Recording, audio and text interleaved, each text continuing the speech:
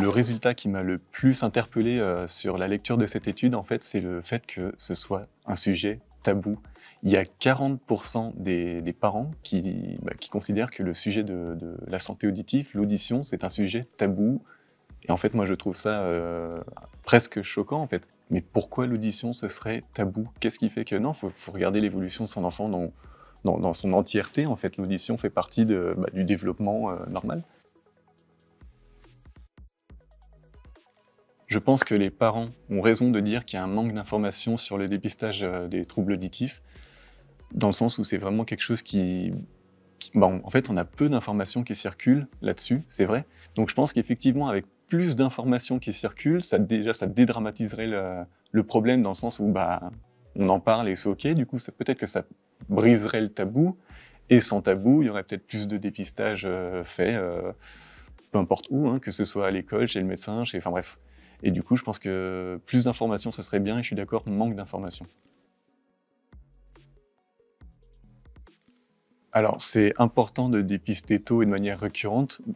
Pour moi, c'est évident. C'est un peu comme un dégât des eaux, j'ai envie de dire. Si on a un petit dégât des eaux et qu'on le laisse, au début, c'est un petit problème.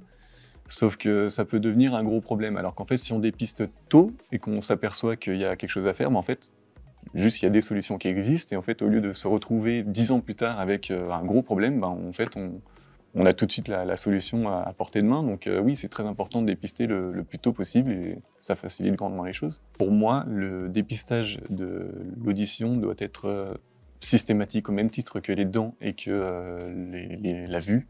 Pour moi, ça devrait juste être un package.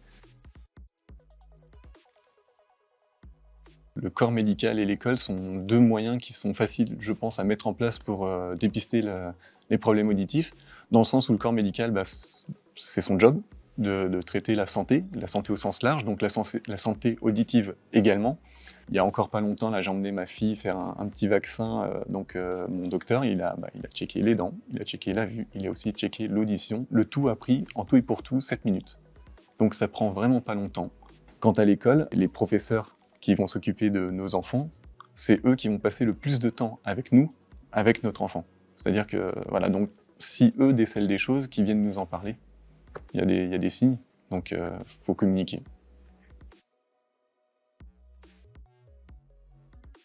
Pour moi, ça va de soi. On a un problème de vue, on met des lunettes. On a un problème d'audition, on s'appareille. On a un problème dentaire, on met des appareils dentaires. Enfin, c'est aussi bête que ça. On a un enfant qui entend mal et on va rien faire.